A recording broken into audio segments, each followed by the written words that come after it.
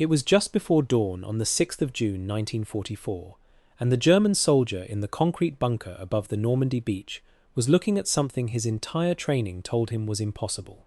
For 4 years he had been taught that this coastline was a fortress, and he had helped build it, pouring the concrete and stringing the wire, and laying the mines of the Great Atlantic Wall that ran for thousands of miles along the edge of occupied Europe.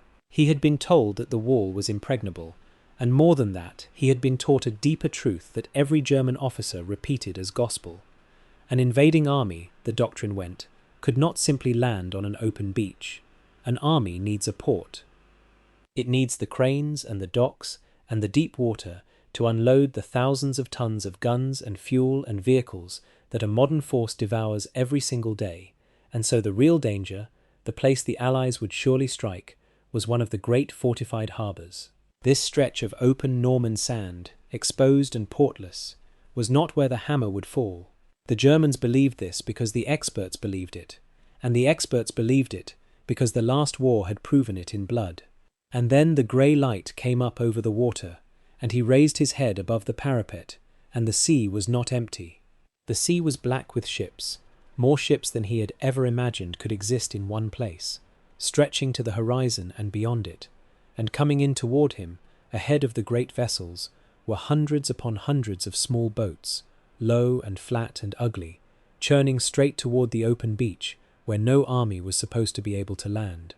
He watched them come, and he watched the first of them grind to a halt in the shallows, and he watched the front of the boat fall forward and become a ramp, and he watched the men pour out of it directly onto the sand, and then the next one, and the next, an endless procession of them, vomiting an army onto a beach that had no port at all. In that moment, as he reached for his machine gun, the German soldier understood that everything he had been told was wrong. The Allies did not need his ports. They had brought the means to land anywhere they pleased, on any beach on the continent, and the entire wall he had spent 4 years building was suddenly facing the wrong way. He did not know, and could not have known, that the boats unravelling Germany's defence had not been designed by an admiral or an engineering board. They had been designed by a hard-drinking, foul-mouthed boat builder from the swamps of Louisiana, a man the United States Navy had spent years trying to ignore. His name was Andrew Jackson Higgins, and 4,000 miles away from that Normandy bunker, in the heat and mud and mosquitoes of New Orleans, he had spent the better part of 2 decades solving a problem that the great navies of the world had decided could not be solved. He was not a military man. He was a businessman and a boat builder, profane and stubborn and brilliant, a man who drank whiskey by the bottle and feuded with anyone who told him no, and who had built his trade making small, tough boats for the people who worked the shallow waters of the Gulf Coast, trappers, oil drillers, lumbermen, and, during the years of Prohibition, almost certainly the bootleggers needed fast boats that could run through inches of swamp water and disappear. To serve those customers, Higgins had designed a boat unlike the ones the Navy built, and that boat, born in the bayous to catch catfish and outrun the law, was about to change the strategy of a world war. The Germans believed the coastline could be defended because an army had to come ashore where the ports were. A boat builder from the swamp had quietly made every mile of open beach in Europe a place where an army could land. To understand why the Higgins boat mattered so much, you first have to understand why the thing it made possible was considered by nearly every military expert alive to be suicide. The problem was as old as warfare itself, and it was brutally simple. Putting an army ashore on a coast the enemy was defending meant pouring your men out of boats into shallow water, slow and exposed and tangled, while the defenders fired down on them from prepared positions on dry land. The attacker was at his most helpless in the very moment he was most exposed, and the memory that haunted every planner was Gallipoli, the catastrophe of the First World War, when an Allied amphibious assault on a defended Turkish shore had bogged down into a slaughter that killed and maimed hundreds of thousands of men and achieved nothing. For a generation afterward, Gallipoli stood as the great proof that you did not attack a defended coast head-on, and so the doctrine hardened into certainty. To invade, you had to seize a working port, intact, with its docks and cranes, because only a port could land and sustain the immense weight of a modern army. The Germans built their entire defence of Europe on this certainty. They fortified the great harbours most heavily of all, and they watched the ports, and they reasoned that the long stretches of open beach between them were secondary, because no one could put a real army ashore there. When the Allies tested a raid against the defended French port of Dieppe in 1942 and were thrown back into the sea with horrifying losses, it seemed to confirm everything. Attacking a port was a bloodbath, and landing without one was impossible. The Germans believed they had the Allies trapped between two dead ends. But while the generals argued about ports, Andrew Higgins had already built the answer, not for war, but for the swamp. The boat he had designed for the shallow waters of Louisiana, which he called the Eureka, was unlike a conventional craft in every way that turned out to matter. It had a shallow, flat bottom that let it run in mere inches of water, where a normal boat would run aground. It had a strange, spoon-shaped bow that let it ride right up over logs and sandbars and mud, and even run its nose straight up onto solid ground, and then reverse itself back off into the water under its own power, without damage. It was rugged, it was cheap, and it could go where no sensible boat could go, and come back again. For the trappers and oilmen of the bayou, it was simply a good workboat. But to the handful of military men who were paying attention, it was something close to a miracle, because a boat that could run up onto a Louisiana mudbank and back off again was a boat that could run up onto a hostile beach, unload, and retreat to bring in the next wave. It was the key to the locked door of amphibious assault, and it had been sitting in the swamps of Louisiana the whole time. But a boat that could reach a beach was still useless if the men inside it could not get out of it alive, and here Higgins added the second piece of genius. In the early models, soldiers still had to clamber over the high sides of the boat to reach the beach, slow and clumsy and exposed to fire in exactly the way that got men killed. Then Higgins, studying how landing craft were being used elsewhere in the world, redesigned the bow of his boat into a ramp, a heavy hinged door at the front that dropped down the instant the boat touched the sand. Now the men did not have to climb out. They charged straight out the front, all of them at once, a whole platoon spilling onto the beach in seconds, and the ramp was wide enough and strong enough to drive a jeep or roll a small gun directly onto the shore. The boat could carry around 36 fully loaded soldiers, or a vehicle, run them straight onto any beach, drop the ramp, empty itself in moments, and pull back off the sand to go and fetch the next load. It was simple, it was tough, it was built largely of plywood to save precious steel, and it did the one thing the world's navies had said could not be done. It put an army ashore where there was no port at all.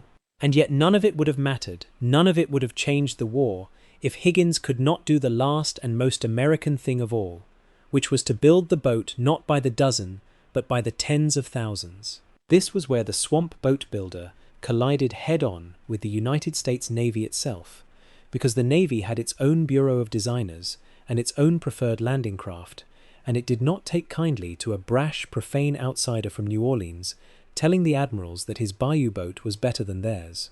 For years, Higgins fought the naval bureaucracy, feuding and cursing and demanding head-to-head tests, convinced that the entrenched interests were rejecting his design, not because it was worse, but because it was his. And when the trials finally came, when his boat was tested against the Navy's own, the swamp boat won, decisively, again and again, until even the bureaucracy could no longer deny it. Higgins got his contracts, and then he did what the men who won that war always seemed to do. He built. His company in New Orleans exploded from a small operation into an industrial giant, employing tens of thousands of workers.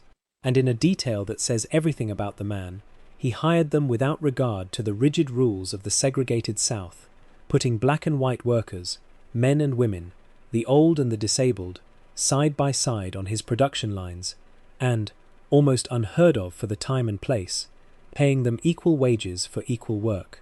They poured out boats by the thousand, and then by the tens of thousands, until by the end of the war, the great majority of all the vessels in the United States Navy were boats of Higgins' design. One man from the swamp had built the fleet that carried the armies of freedom onto every hostile shore on Earth. And this is why, on the morning of June 6th, the German defenders were looking the wrong way. The entire Allied strategy for the invasion of Europe had been turned upside down by the existence of Higgins' boats. Because an army could now be landed on open beaches, The planners were free to strike where the Germans least expected it, away from the heavily fortified ports, on the broad sands of Normandy. The Germans, still trapped in the old certainty that an invasion must aim at a harbour, had concentrated their fears and many of their best forces far to the north, around the port-rich narrows where the doctrine said the blow had to fall, and they were reinforced in that error by an elaborate Allied campaign of deception. The open Norman beaches were defended, yes, fiercely in places, but they were not the fortress the ports were, because German doctrine insisted no army could be supplied across them. That doctrine was wrong, and it was wrong because of Andrew Higgins.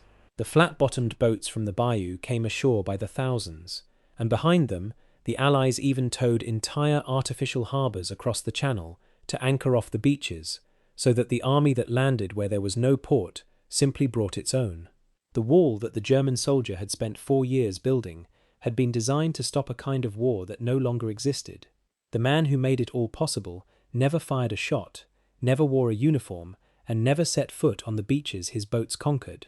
And the tributes paid to him afterward are almost difficult to believe. Years after the war, the Supreme Allied Commander himself, Dwight Eisenhower, the general who had ordered the great invasion into motion, said of the boat builder from New Orleans that Andrew Higgins was the man who won the war for us. He explained exactly what he meant. If Higgins had not designed and built those landing craft, Eisenhower said, the Allies could never have gone ashore over an open beach, and the whole strategy of the war would have had to be different.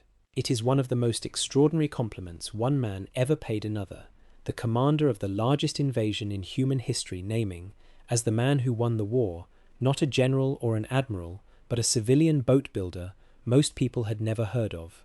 And there is a second tribute, told and retold, that Higgins himself loved to repeat, that the German dictator, surveying the flood of landing craft that had breached his impregnable wall, had bitterly called the man from Louisiana the new Noah, the builder of the boats that drowned the Reich. Whether those exact words were ever truly spoken in Berlin or grew in the telling, they captured a truth that even Germany could not escape. The fortress had been beaten by a flotilla of plywood boats designed in a swamp. The lesson of the Higgins boat is the same lesson written through this entire war, and it is a lesson about the difference between building a wall and changing the rules. The Germans were master builders of fortifications. They poured more concrete into the Atlantic wall than the mind can easily grasp, and they fortified it with skill and ferocity, and they built it to defeat the war they expected, the war of the textbooks, the war where the enemy must come at a port. They built a magnificent answer to the wrong question, and while they built it, an outsider an ocean away, working not from doctrine but from the practical wisdom of the swamp, quietly changed the question itself, so that when the day came, the greatest coastal fortress ever constructed found the enemy pouring ashore in exactly the place it had decided was safe. The Germans had rigidity, concrete, and the certainty of their own expertise.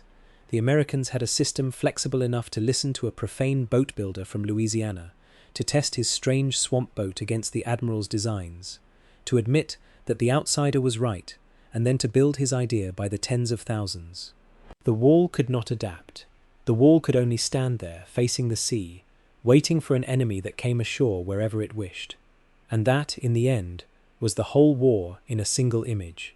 Back in his bunker above the Norman beach, the German soldier fired his machine gun down into the waves of incoming boats, and for all the men he hit, it changed nothing, because behind each boat came another, and behind that one 100 more, an endless tide of flat-bowed craft grinding up onto the sand and dropping their ramps and disgorging the army that was not supposed to be able to come.